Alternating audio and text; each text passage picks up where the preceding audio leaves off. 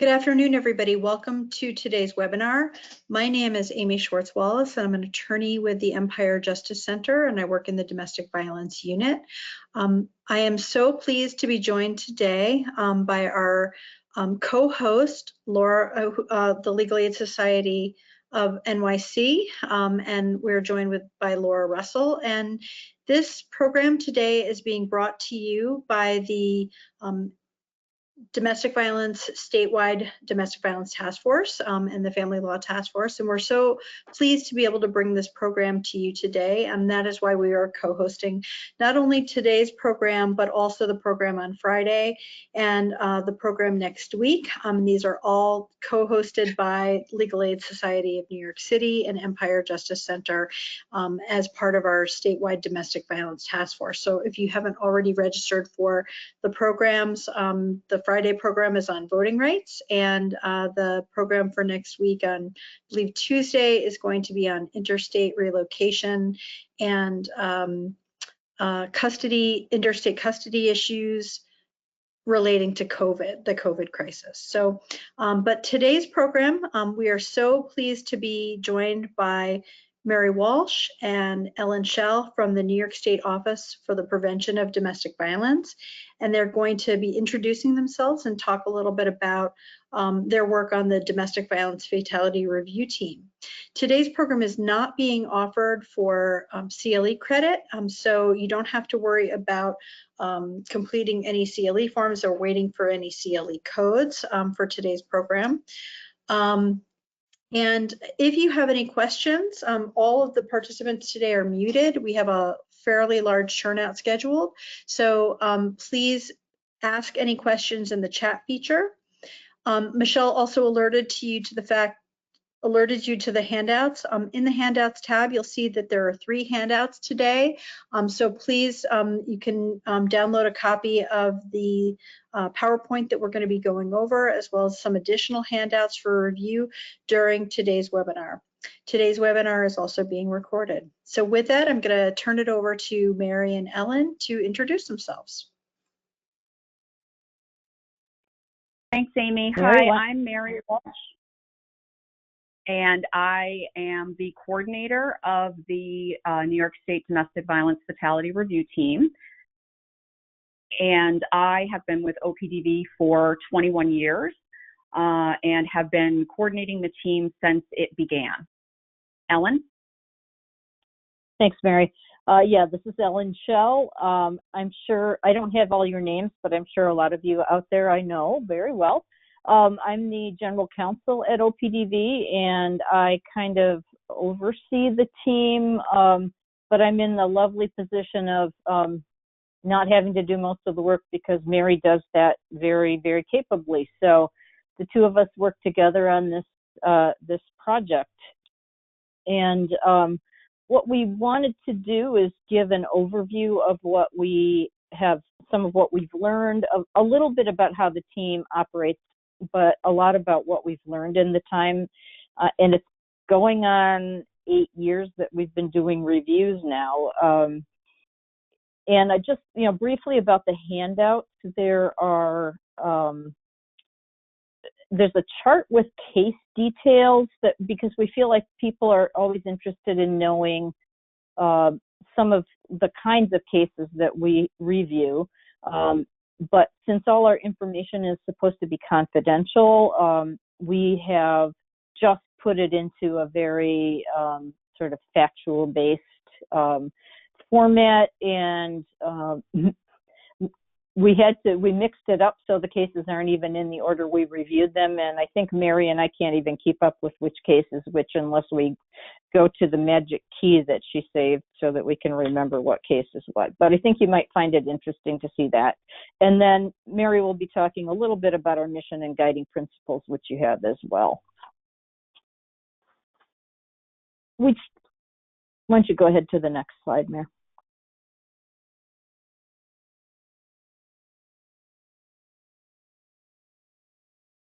So we wanted to start by giving just a little bit of an overview about what intimate partner homicide looks like in New York State. And the numbers we have right now are for 2018. DCJS gets these kinds of numbers, but they get them quite a long time after a year ends. And so we don't have these currently put together for 2019, but in 2018, there were only 59 intimate partner homicides statewide, which I say only, 59 is way too many, obviously, but it is significantly under the average over the 10-year period leading up to this, which averaged in the range of 75 to 80 a year. So this was a tick down, and we were a little hopeful about this. And then we got the very rough numbers, just the numbers of those homicides in 19, and it did tick up a little bit. But that number reflects 10.4% of all the homicides that happened in New York State that year. And as this slide shows, that firearms are the most commonly used weapon for that year. That's generally the case, but we see a lot of difference between the numbers in New York City and the numbers upstate. For 2018, upstate, a firearm was used in almost 59% of the IP homicides, but downstate in New York City, a firearm was only used in 27% of the homicides. So that's a big difference, and we really feel that this is a difference in how strict the firearms laws are, particularly the handgun laws in New York City. Knives are the next most commonly used implement generally. And, these numbers are, broken down a lot. If you were to go to the Division of Criminal Justice Services website, they have these annual domestic homicide reports. And they just have a ton of information in them. Very, very interesting. They break down things like the race and the ages and the percentages of, different things. So you can see what is really happening in a big picture. And then what we do for fatality review is we take a few of these cases and we take a very deep look at an individual case. So a few more things about just the overall homicide. Just over 37% of the victims were white. About 31% were Black, and 27% were Hispanic. None of you will be surprised at this, that women were the victims in 81.4% of those homicides. Males were the victims in 18.6%. And this is something that's very, very consistent. No matter what state, whether you look at it as a country, that of all the female homicide victims over the age of 16, 45% were killed by their intimate partner. But when you look at that same number for males who were killed who were victims of homicide, it's only just 2.5%. So that really kind of tells us some of the gendered aspect of these homicides. So I'm going to turn it over to Mary now to talk about what we do as Fatality Review. Thanks, Ellen. Before I get into our team, I did want to take just a second and talk a little bit about what Fatality Review is. There's many different ways that it's done. It takes a lot of different forms, but at its core, it really is the in-depth analysis of domestic violence deaths and near deaths. You're looking at it in a multidisciplinary way. We're looking at cases that touch lots of different systems, and so we want to be representative of those systems. There's different kinds of teams. Ours is a statewide team, but there's also local teams that conduct reviews within their own communities. There's in-depth reviews like we do, but then there's also more aggregate review. And really the bottom line is that the goal is to learn. These are really complex, difficult cases. And we had a case a few years ago that kind of epitomizes this for me. It was a case in which a man stabbed and killed his ex-wife. And this was someone who had been in the system, the criminal justice system, a lot over the years. And one of the things that happens for us when we do a case is we get records. And we got records from parole from 17 years prior to the homicide. And there was a note from a parole officer in there that said, this person reports on time, reports regularly, but he is a lunatic and a threat to public safety, and those were the exact words. And without some kind of intervention, it's unlikely that he will stay out of the system. And, you know, to look at that 17 years before the homicide was striking because, you know, someone did raise that alarm bell. And that to me is really where looking at these cases in such an in-depth way can really be useful to try to figure out, you know, and it's not like it was 17 years and then nothing happened and then the homicide occurred. There was a lot of systems involvement.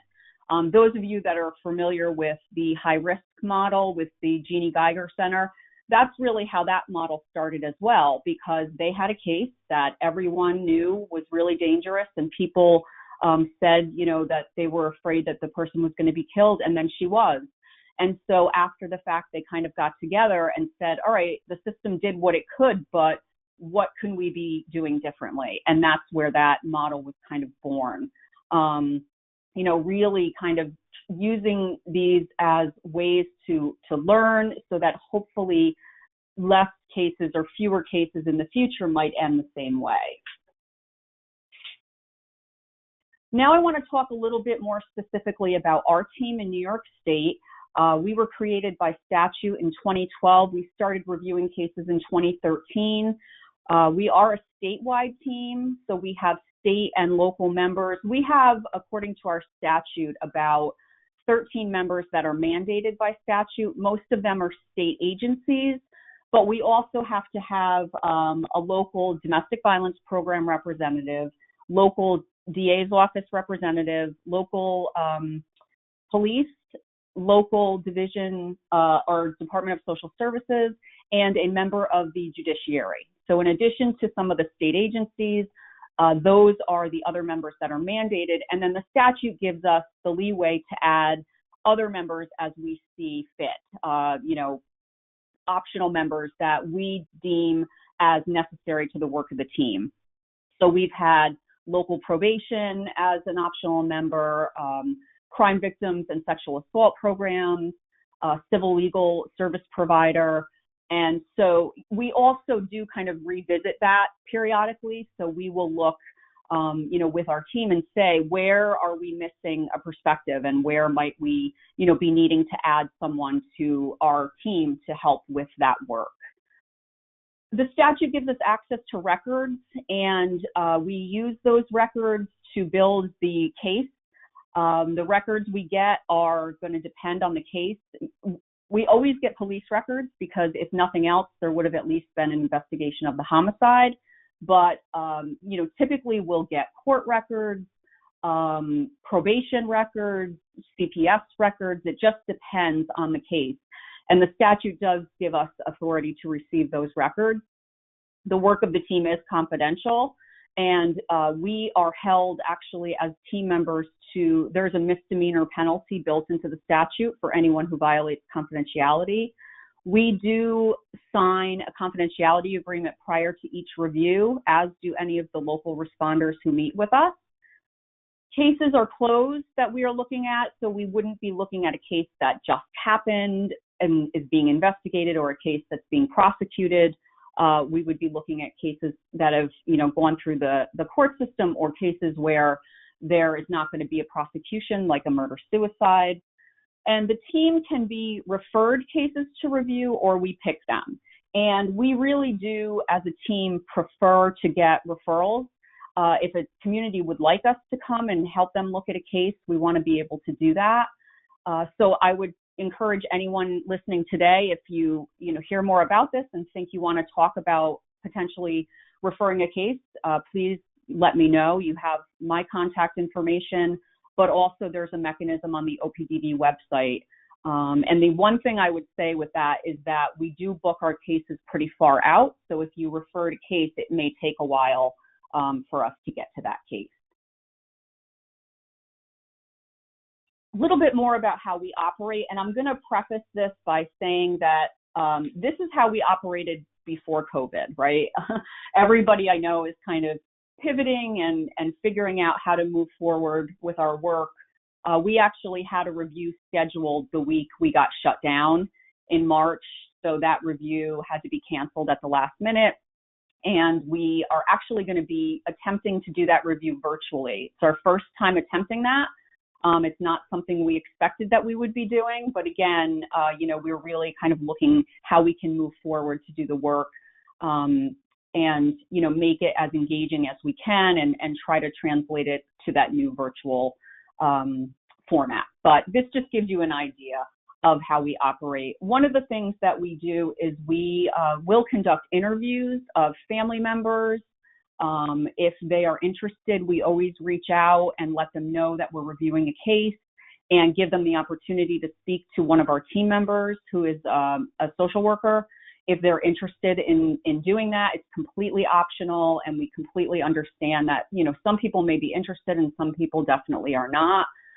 We had one person say to our interviewer, I feel like this is the last thing I can do for my sister. And so for some people, there is that, feeling that if they can help to provide any information that might help other families not have to go through this terrible tragedy, that, is what kind of motivates that wanting to talk to us. We also do have a docs member on our team, corrections, who will interview offenders if we have an offender in a case. And again, completely optional.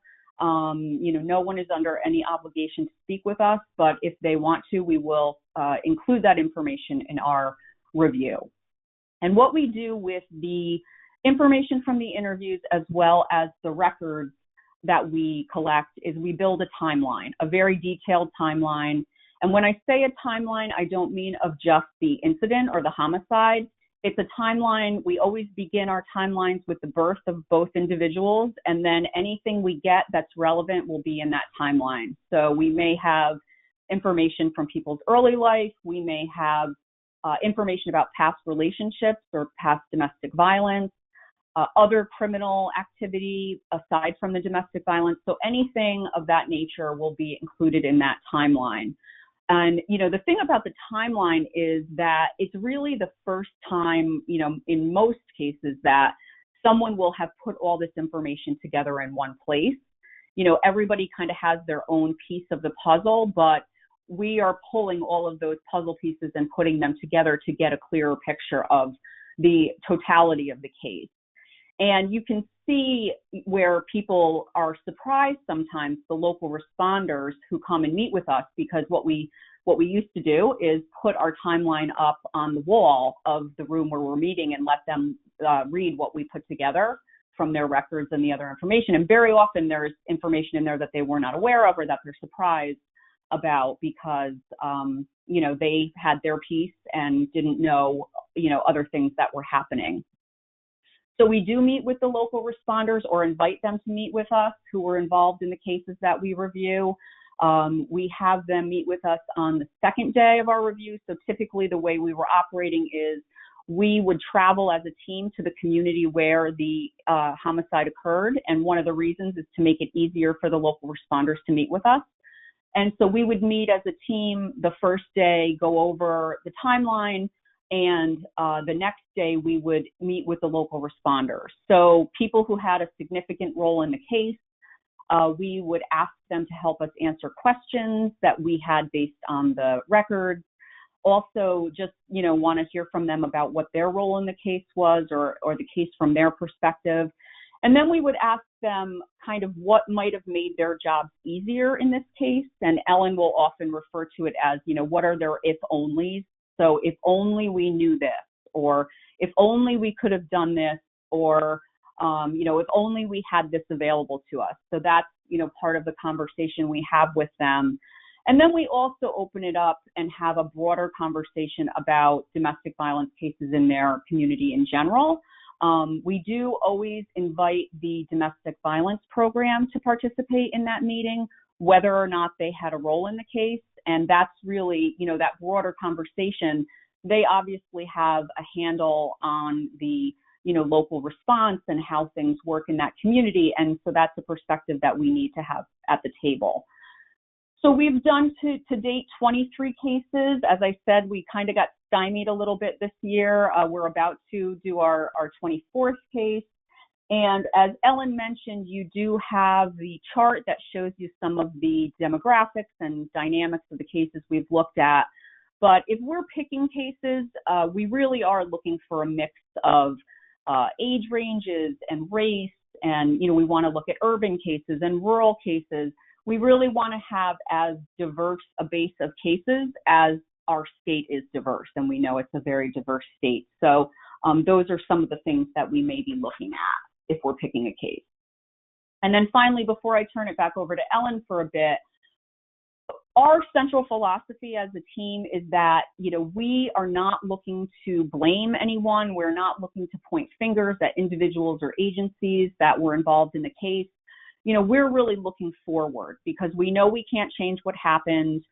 We know that the person who committed the killing is the person who is ultimately responsible. And so we really, as I said earlier, just want to learn everything we can about these really difficult cases so that we can look at where we may, make improvements and recommendations so that hopefully fewer of these cases are going to end in the same way. And there were some goals that are laid out in our statute, and they are to identify trends and patterns in domestic homicide in New York State, to educate the public and policymakers, and to recommend changes to improve the overall response to domestic violence in New York State. So those are our kind of three goals that are set out in the statute that guide the work that we do. And with that, I think I'm going to turn it back over to Ellen for a bit. Okay, thank you. So we're going to talk some about what we've seen over these 23 cases that we've done so far, and breaking them down into, and these are the things that we tend to focus on when we're looking at a review, is the red flags that we can see in the cases, the kinds of contacts with systems that the parties in the case had, also some strengths and some challenges that we've identified. And so we'll go through those now.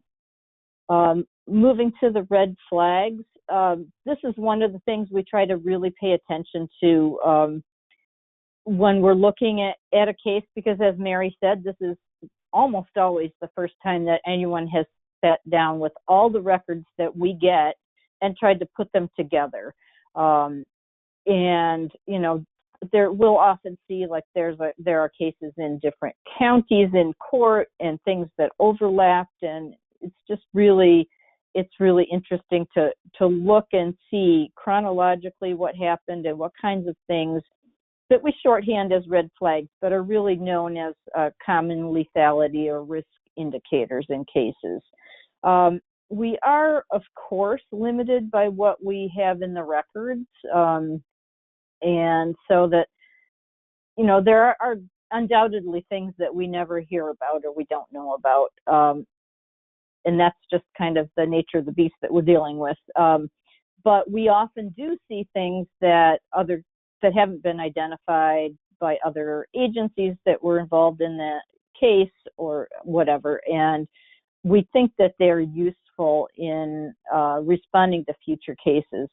And I would say, I think Mary agrees with me that we haven't had so many discoveries in doing this work, but I think one of the things we've really verified is just how often these well-known lethality indicators appear in our cases, and I'll talk some more about that, but I think it really supports the importance of understanding those red flags and paying attention to those.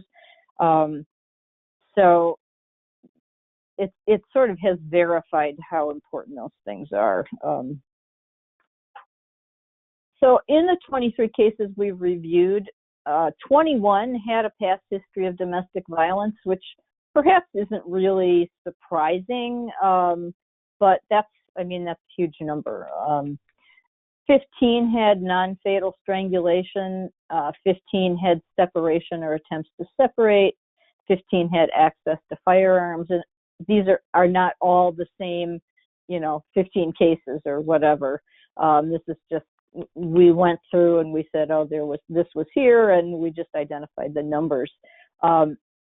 14 had threats of suicide or ideation of suicide, and that's one of the things that we think is kind of not well understood, that just how important it is to understand the potential lethality in a case where one party or the other, well, particularly the abusive person, is making suicide threats, because very, very rarely do they seem to actually commit suicide without killing their partner, and sometimes the children too. And so, I think it's not so very well known, and we're trying to do some work practically in the state of connecting with suicide hotlines and things to do some education about that.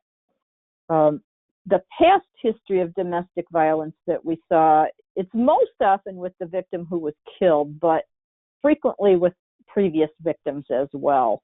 And so, as Mary said, we put everything into the timeline that we find, and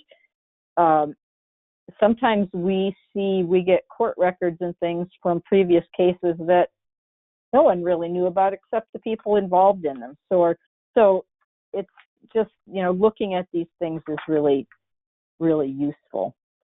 Some other red flags is that we see in a lot of cases, there's criminal history in addition to the domestic violence.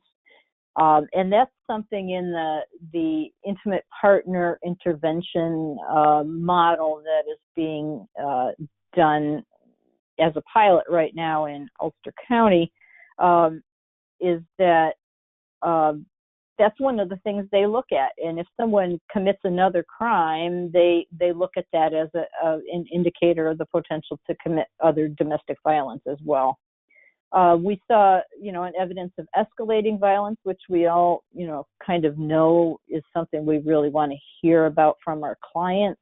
If things seem to be escalating, that's really important evidence that things are likely getting more dangerous. We saw 14 cases that had substance abuse involvement. 13 of the cases, we found evidence of the offender having broken through or trying to break through a door or a window to get at the victim. And that is not something that has ever been identified in the lethality indicator literature anywhere. We're not entirely sure what that means. And because we do such intensive case reviews, we don't know if you reviewed 100 cases of non-lethal domestic violence, if you would see the same thing, or if this is really an indicator of a highly lethal situation. Logically, it kind of fits with that mindset, is that there is nothing you can do that is going to keep me away from you. And we have seen this, in situations of, shooting out a lock on a door to get in and kill a victim, breaking through a window, breaking down a door, trying to break through a car window and pull the person out. So there's just a lot of that we've seen in these cases. It wasn't anything any of us had ever thought about until we saw it in 6 out of the first 7 cases we reviewed. And then we were kind of like, whoa. And then I was talking to someone I know who had been a victim of domestic violence, and I had told her about this information, and she said, oh my gosh, the hair on the back of my neck just went up, because right before I left, the man who was abusing me, he had broken down the door to get into our apartment. So this is something that's just really something we're still looking at and trying to figure out what it means, but it's very interesting. And it's something that when we talked about it with law enforcement at the reviews, they were all like, oh, yeah, well, that's something we can look for when we go to answer a call. It's, it doesn't rely on the victim saying yes, something happened, or no, it didn't. If we see a door or a window that's broken, we can note that and know that maybe we're dealing with a more potentially lethal case. Interestingly, kind of about half of the cases had threats to kill. So, you know, you might think that would be a higher number, but what we saw is just that 11 of those had threats to kill. So Ellen, this is Amy, sorry to interrupt. Sure. Somebody asked a question. Are the 14 cases of history of suicidal ideation expressed by the victim or by the perpetrator? I think these cases were all the perpetrator who had talked about wanting to kill himself or herself. So that's what that was. Thank you. Yep. So this is just a slightly different way of looking at the numbers, but it's interesting when Mary put this together that we had 11 of these cases, so just under half, where we'd identified 10 or more of these red flags in the case records. 10 cases had 5 to 9, 2 had 4 or fewer. The most red flags we saw in a case was 17. And then the fewest was 2. So there are, it's kind of interesting to see how they spread themselves out. And something else I wanted to mention that isn't really a red flag, but I think it might be something useful to you in your practices, in your work with clients, is that we have reviewed a number of cases where a woman was the homicide offender in the case, and also a couple of cases with same-sex partners. And it's very, very interesting that most of those cases, I think all of them, we've been pretty able to identify who's the domestic violence offender and who's the domestic violence victim for the most part. And often those cases where the person that we believe from our records is the domestic violence victim is the one who does the killing. So, i.e., this is likely a self-defense case. We have seen it consisting of one stab wound that ends up being fatal. And so we had kind of been like, oh, this is interesting. And, one time it's like the guy was stabbed in the leg, and it was a very unfortunate thing that he was stabbed in an artery and he bled out. But the female, the offender's story, but the DV victim story is that she was being choked in an armbar or strangled in an armbar from behind, and she just picked up this knife off of the kitchen counter and like blindly just stabbed back, trying to get him off of her, and the one stab ended up killing him.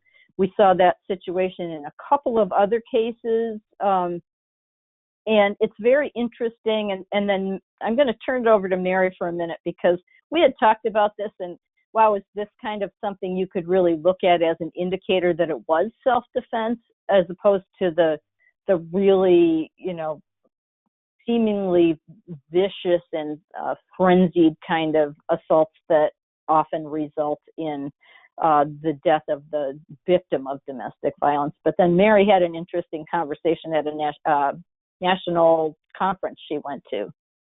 So take it away, Mary. Thanks, Ellen. Yeah, as Ellen said, this is something we had talked about, that we had seen, and there is a national organization for fatality review. It's the National Domestic Violence Fatality Review Initiative, and they periodically have conferences or summits. And last summer, I believe it was, I was at a summit, and there was a woman there from Australia, and she was talking about the fact that out of the cases where they've had female offenders, 80% of them were that scenario where the person was killed with one stab wound. So I think from the conference, I emailed Ellen and said, wow, this, right in line with what we've talked about. And one of the things we were talking about at that summit was, whether or not some kind of a national data collection tool could be developed for fatality review teams, or a database or something of that nature. And that was something that I suggested is, if that were to happen, ask teams like for things like that they have seen, that other teams may have too, that, could kind of be something that we could look at together and kind of try to get a better picture of that. Mary, what was the name of the national organization that you were just talking about? Yep, it's the National Domestic Violence Fatality Review Initiative, and it's Dr. Neil Websdale. I'm sure some of you have heard his name, is the head of that, and it's out of Arizona. And they're a great resource for what's happening nationally, and for models of, all kinds of information that fatality review teams use. So they're a wonderful resource, and I would highly recommend checking them out. And also, there was another question that came in. Somebody asked, as they relate to the red flags, are the red flags that you're talking about today, do they relate to the offender, or in the case by either party? Like, are they just red flag facts, or are they red flags in relation to something like somebody who is an offender might be engaging in? Some of them, like substance abuse, that would be one that would relate to either party, but some of them are more specific to the person doing the domestic violence. Ellen, did you have anything else on that? No, not really. I think that, most of it does relate to the offender, but we know, for instance, that access to firearms, it doesn't matter whether the firearm belongs to the offender or the victim. We haven't personally reviewed cases, but we've seen cases in the press where the victim bought a firearm for what she believed was her protection, and the offender used that against her. The criminal history clearly specific to the offender. So yeah, I think mostly it is things that we see, that if we were to do an interview with the victim, a danger assessment, for instance, we would be asking the victim, did you see these things? Are these things happening? So that those are the kinds of things that we're identifying.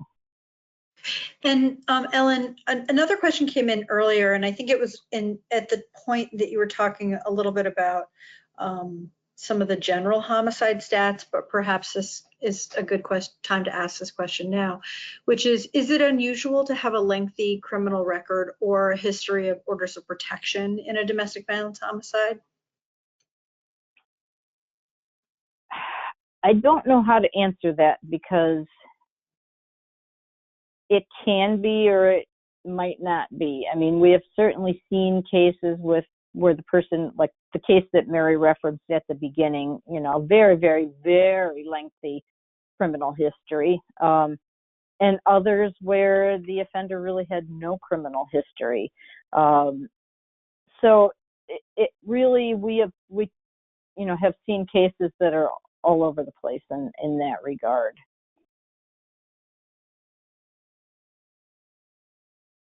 Thanks, Ellen. Mm-hmm. All right, I'm going to go ahead and move on because I know Ellen and I are very passionate about this, and we could talk about this for a really long time, and I'm kind of watching the time, and I want to make sure that we have time to get through everything, but I will try to move through some of this quickly. But along with the red flags, one of the things that we look at is what systems people had prior contact with. And you can see in this slide that in many of our cases, people had contact with law enforcement prior to the homicide, also very high on the DA's office and courts. But in some of the cases, if there was going to be any kind of systems involvement, it was very frequently the police. And if you look at a program like the LAP program out of Maryland, I think it's the Lethality Assessment Protocol, it's kind of based on that idea that, you know, police responding do kind of a mini risk assessment and then work to get a victim connected to services on the spot. And, you know, really kind of with that recognition that a lot of these cases, if anyone is involved in seeing them, it's law enforcement. And so really kind of trying to, you know, leverage that contact to get people connected to services. And the only other thing I'll mention here is the domestic violence program statistic. It's obviously pretty low.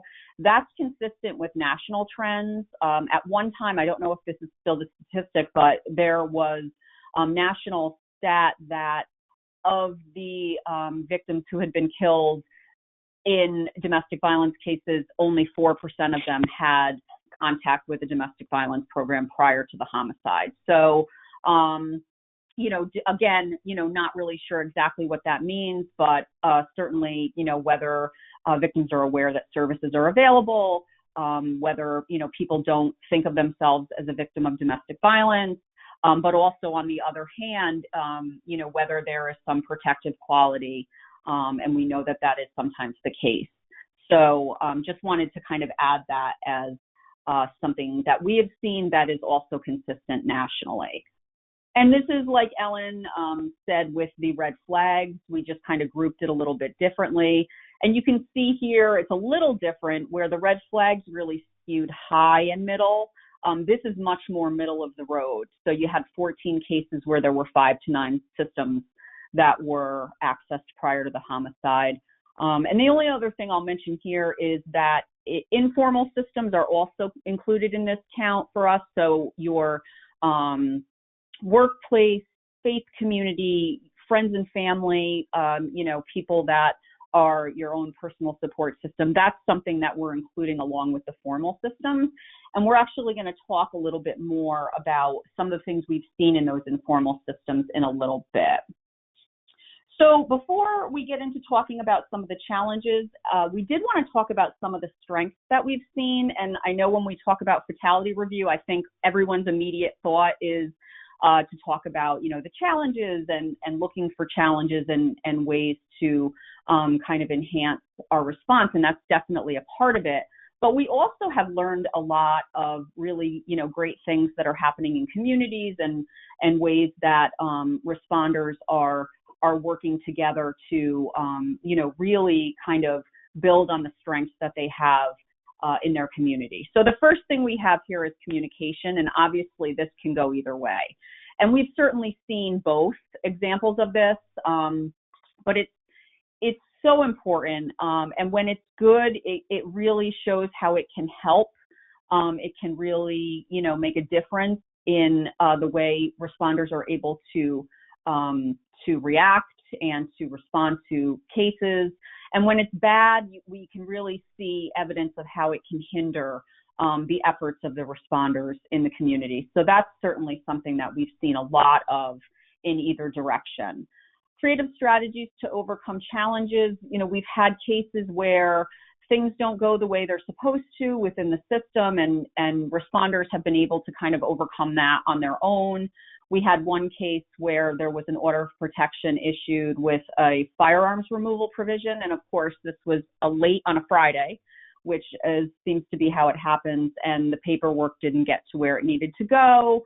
And so there was a lot of back and forth about, you know, getting it served and whether or not it's been served and why hadn't it been served. And so the serving police agency was able to kind of, you know, go directly and work with that victim to get what they needed to serve the order. You know, otherwise it would have waited until Monday. So they were able to kind of, you know, work through that to get that done.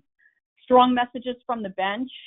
Certainly, again, with all of these, I think we've probably heard the opposite, but we have heard from people we've talked to and also seen in records instances where, judges will put on the record their very strong concern about a dangerous situation.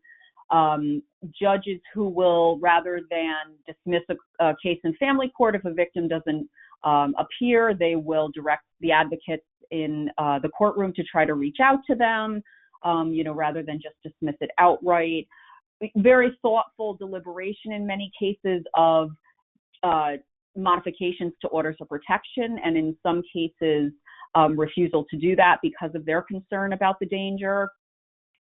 We had one case where we interviewed family members after the homicide, and they talked about the judge and how much of an impact that judge had on the victim.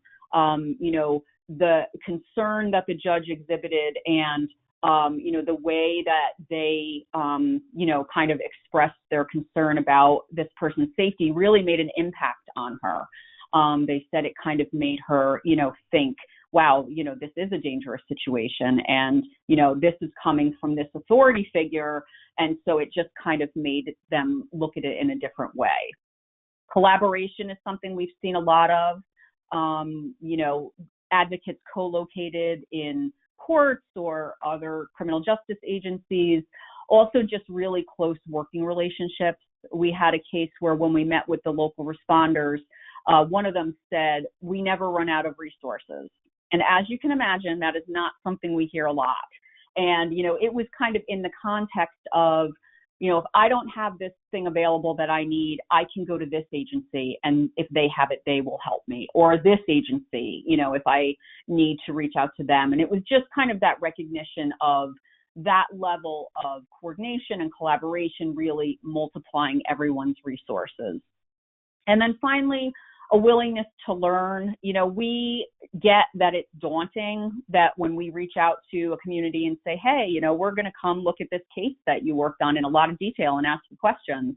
We get that that can be daunting, but we've had, really great response in most cases. We've had, I've had DAs and police chiefs say, you know what, if there's anything we can learn, we want to do that because, no one wants to have this happen. And, communities have been really open to us and have helped with, pulling together the records, talking to us ahead of time, taking time out to come and meet with us, and have been really engaged and interested in helping us to learn about what, they might be able to do differently and others could learn from as well. So that's been something that I think has really been a strength of this process as we've seen it.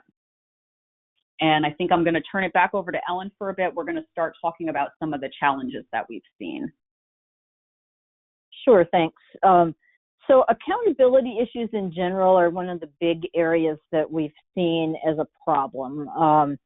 It won't be any surprise to anybody that we see tons and tons of adjournments in contemplation of dismissal or conditional discharges where the case comes in, it gets pled down to a misdemeanor or a violation, and the direction goes forth that if you stay out of trouble, if we don't have you back in 6 months or a year, whatever they set it for, it's just going to go away. And then in fact sometimes nobody seems to be following up on those, so that we'll see that the person got arrested while the previous conditional discharge was still in place. So that is a big issue that we've identified.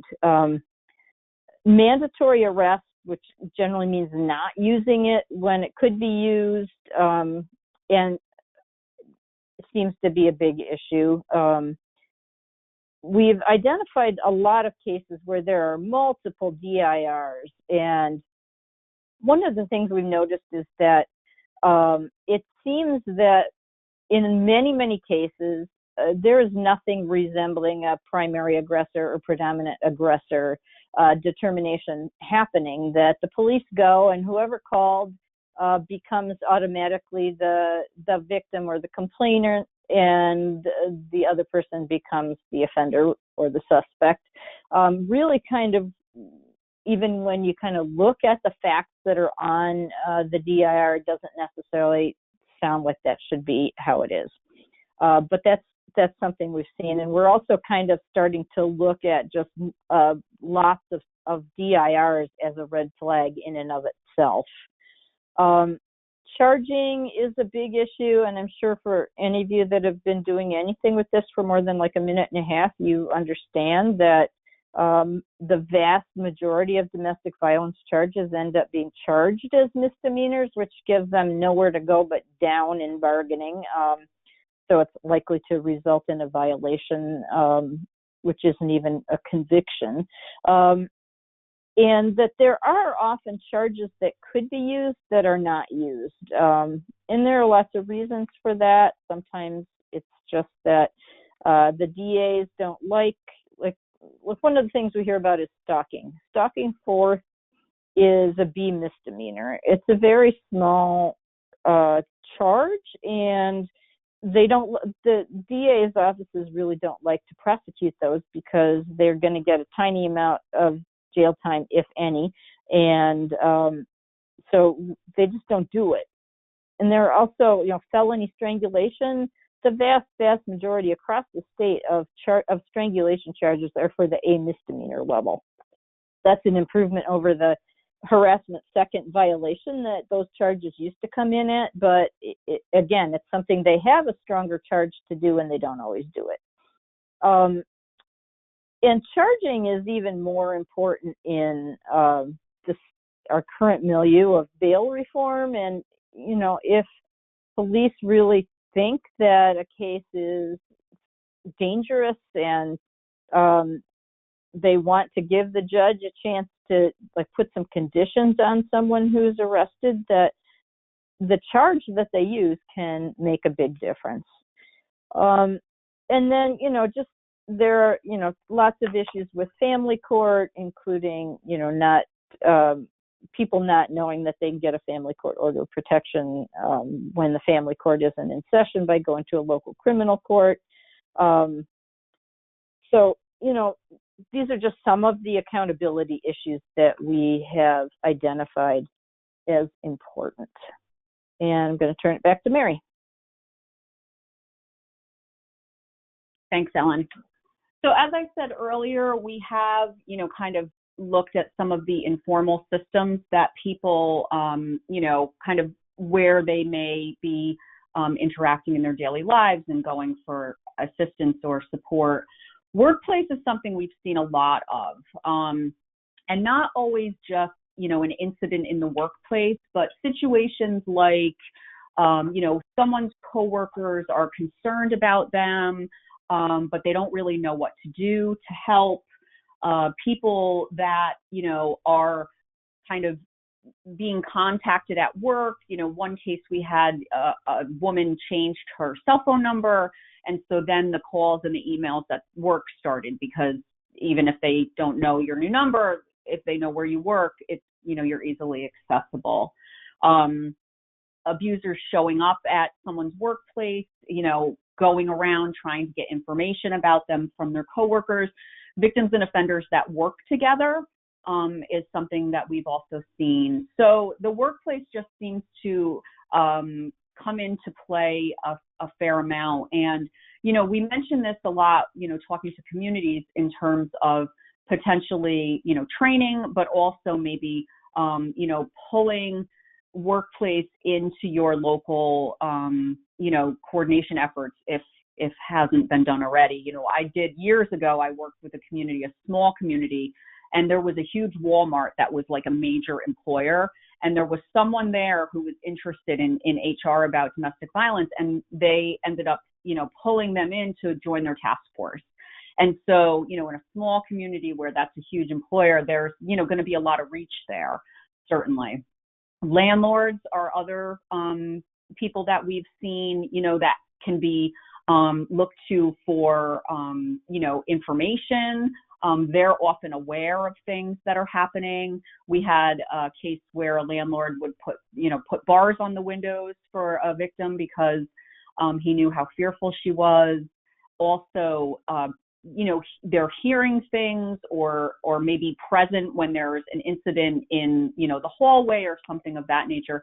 And again, kind of like, workplace and others, very often there's, a recognition that something's going on, but not a lot of knowledge about what to do about it. And then finally, family and friends. In the cases we've looked at, if anybody is aware of what's going on or that there's something going on, they may not know the extent, it's going to be family and friends. And there's a couple issues we've seen there, and similar as I've, just said a bunch, that, very often they kind of know something's going on. They're very concerned, but they don't know what to do about it. They don't know where to send the person for help. They don't know how to talk with them about it or what to do.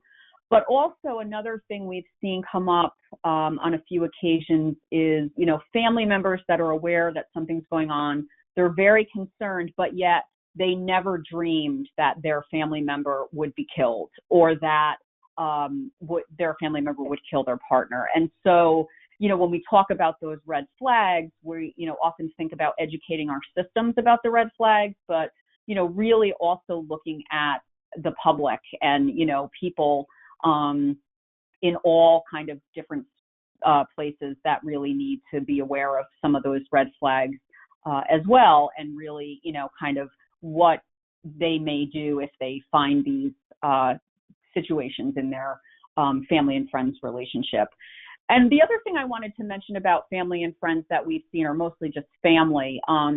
We have seen kind of an inconsistent response to family members after a domestic homicide. So, and especially if it's a murder-suicide, because if it's not a murder-suicide, at least they would be connected with the DA's office.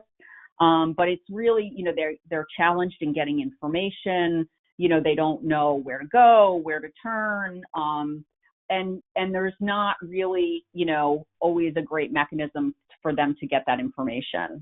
We had one case where the police department said, oh yeah, well, when we have a case like this, we always connect that family to the domestic violence program. But that's not something we've seen in other cases. And so I just mentioned that for, anyone who's in the unfortunate position of working with someone and this happens, kind of thinking about that family and, what support the community might be able to give as they're trying to navigate, the system that is crazy and hard to figure out for those of us who are somewhat involved in it. And so for someone that, is thrown into it under these terrible circumstances, just thinking about what we can do to support them in that work.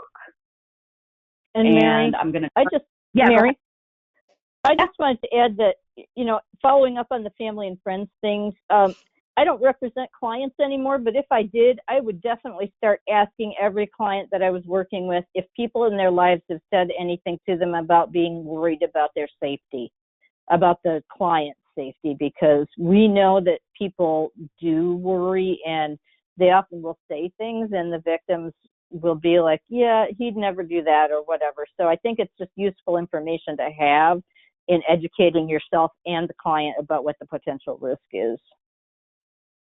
So Ellen and Mary, this is Amy. We are almost at time, but I know you have a couple other slides and we actually have a few questions. So I'll ask the listeners to perhaps stay on for an additional 5 minutes or so. And if you're not able to stay on, you can definitely listen in to the last few questions being answered and the last couple slides in the presentation when we post the recording in about a week or so. But I just wanted to give everybody a time check and let folks that ask questions know that we will be getting to your questions. Okay, yeah, and honestly, I think a lot of the last couple of slides we have, we've already gone over. Briefly, Mary, why don't you talk about how we're going to be sharing the learning, and then we'll try to take at least a couple of minutes to answer some questions. Sure.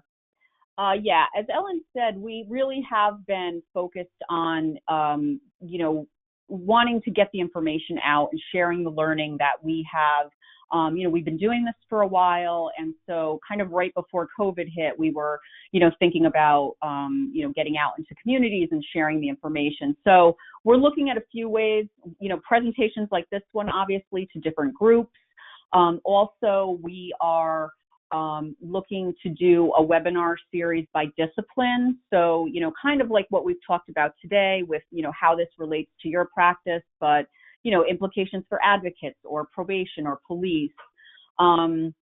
Also kind of more, general community presentations that we can work with task forces and share the information with them individually. And then also we're really hoping to do some targeted technical assistance based on what we found, working with communities on sharing that information, but then really digging in and looking how that applies to their community.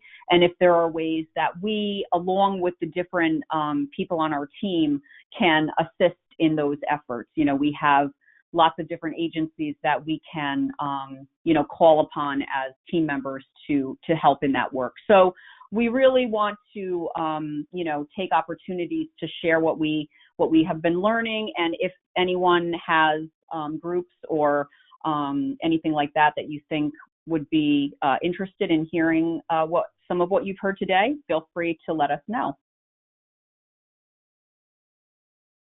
Okay, so let me move on to a couple of the questions that we have. And I just wanted to thank the listeners who are still with us, as well as our presenters for what's really an incredible presentation so far. So the first question is, have these types of cases that you've seen, I'm thinking specifically the ones where the person who is identified as the victim of domestic violence but had committed the homicide, have these types of cases been referred for resentencing under the Domestic Violence Survivors Justice Act? We can't do that. We can't make that referral because of our confidentiality requirements. But I know that in general, there are groups that have very diligently looked at all of the potential cases out there that, of victims who are in prison and are offering to do that or are doing that. So we couldn't do it, but it is being done. Great. Thank you. And if a case, do you screen for that before you take a case, whether or not it has the potential to be, I mean, I know it's a relatively new law, but are you screening cases now with the eye to that issue? No, not really. Okay. Yeah. Okay. Not to say that I don't think some of what we've learned could be useful in those cases, but right. We can't really, specifically look at those. Understood. The next question is, we know that during a breakup and for about a year after is the most dangerous time. Have most of your cases fallen into that time range? And has there been any that were longer than a year or two? And what was the longest time? So it's a really great question. I'd have to look at that. I don't know off the top of my head, but I think most of them do seem more recent, although some of them, there's also kind of a history of breaking up and getting back together. So it may have been kind of a long-standing thing that's been happening, but there is some kind of, breakup in more, close proximity to the actual homicide. And we've had at least a couple of cases that I'm remembering where they had been separated for quite some time, and it was one of those situations where the offender just was not going to accept that no matter how long it had been. Okay. The next one is really more of a comment, but I thought you might have some thoughts on it. The commenter says, this slide seems to indicate a lot of prior contact with different systems, which was surprising to that listener. Was that a surprise to the folks on the Fatality Review Commission as well? I wouldn't say it was surprising. Go ahead, Mary. Yeah. I was going to say the same thing. I think sometimes the amount, was maybe a little surprising, but I will also say that initially, at least, when we first started reviewing cases, we did try to look for cases where we had some indication that there was systems involvement, because we wanted to make sure that there would be information to look at, because we have had a few cases where there's been very little systems involvement. And if we don't have interviews in those cases, then there's really not going to be a lot for us to learn from. So I think sometimes we are definitely surprised with things that we didn't realize were going to be involved. But I think, in a lot of them, we kind of knew there was some involvement, but very often I'd say there's more than we knew going in. The next question is, so 23 cases had prior contact with the police. Do you know how many lethality reviews were conducted by the police and how many referrals police made to domestic violence programs in those cases? I We do would not say know very that. few. Yeah, I would say it's very few. We do see notations on DIRs or in records about referrals to domestic violence programs, or see, some kind of indication. But certainly I would say that, as far as a lethality review or assessment, that we have not seen a lot of that. And one thing I just want to point out is that one of the sort of the downsides of the way we count systems is that, we saw a case literally where there were over 40 contacts between a particular police department and this particular family. So that still only got counted as one system, but so that's just a kind of a downside of the way we count things. But that was particularly, it stood out. It seemed like every week or so, this police agency was being called to this family's home for various things, not always about domestic violence, but, there were a lot of police contacts, but it was kind of only one system that we called that they were in contact with. Thanks. The next question is, when you were referring to the courts, do you have a breakdown or a sense of whether or not those were family courts, Supreme Courts, or criminal courts? The ACDs and stuff are almost always in criminal court that we're talking about, so that we see someone arrested for a crime and they get ACD'd in a town court or a county court. So that's mostly what we're talking about. Some of the cases do have family court connections, but mostly what we're talking about are the criminal courts when we're talking about accountability for the offender. Thanks. Another great question. Does anybody in your team provide expert testimony on their findings or on risk factors? If not, do you know of anyone from the national initiative that you mentioned earlier does? No one on our team does, and I don't know about the National Fatality Review Initiative. I think Dr. Websdale probably would. Right. I would think if anyone, it would be Neil Websdale. And I know he works really closely with Jackie Campbell. She's not part of the initiative, but they, have authored a lot of papers together and things of that nature. So I would say if anyone, it would probably be him. Thanks. Next question is this something that you present on to the judges? Because the inquirer says, because every time I have a family court client who also has a criminal order of protection, then there's one judge in my county that will say in front of both parties, the judge doesn't know why we're insisting on both. And also that orders of protection, quote unquote, don't do anything anyway. I think we'd get a change in beliefs and understanding if this judge could hear this particular information that you're presenting on today. We haven't done presentations for judges. It's not that we couldn't or wouldn't, but we do have someone from OCA on the team, and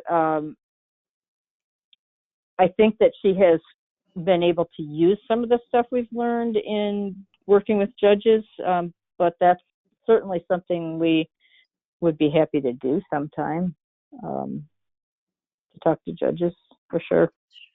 We Great. just haven't.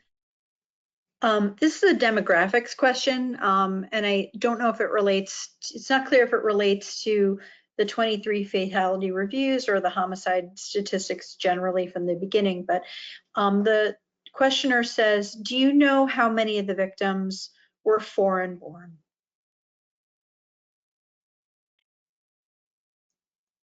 I mean, I don't off the top of my head as far as the cases that we've reviewed. There have been foreign-born individuals in the cases, but I would have to, go back and kind of look at that. And as far as the statewide statistics, Ellen, I don't think that that's noted in the homicide report. Is that your understanding as well? Yeah, I don't think so. We sometimes, when we get the charts that they make us every year of all the cases for the year, we'll see names that seem like, somebody may have been an immigrant, but it's not denoted in any particular way, to my recollection. Right. And it may also be in media. So if, we've have media on a case, it may be mentioned there, but there's not really any kind of systematic way to know that. And this will be our last question. And I thank all the listeners who stayed with us. Are you able to put out a tip sheet or things to know for domestic violence advocates and attorneys to help inform us and provide us with some of the red flags?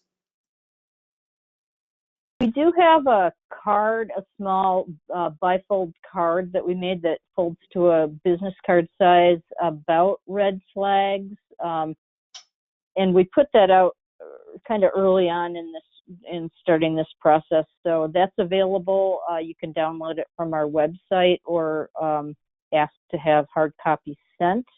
But we haven't yet done something like a tip sheet based on one of these presentations, but might be something for us to think about, right, Mary? Yeah, absolutely. I think it's a great idea. I think so too. So we've reached the end of our time. And again, I wanted to thank all the listeners for, we had most people stay a little bit longer for this extra 10 minutes. So thank you, Ellen. Thank you, Mary, not only for today's presentation, but for all the work that you've done as part of the Fatality Review team. And I'm sure it was fairly traumatic for all of you to do that work on top of, the importance of it. It's also really challenging work. So thank you for the deep dives and allowing us to learn from what you've seen in your work. So thank you all. And thank you again to all of the listeners today. Again, the materials are available in the handouts tab. So please be sure to save those. And this recording of this training will be available on Empire Justice Center's website in several weeks. So again, thanks to all who participated and to our presenters today and to the Legal Aid Society in New York City for being our co-host for today's program. So thank you, everyone. Amy, could I just say that our contact information is up here and feel free to use it? Like, yes. Email us, call us. We're happy to answer questions. Thank you. All right. Thank you all and thanks. Have a great week. Okay, thanks. Thanks. Bye-bye. Thank you.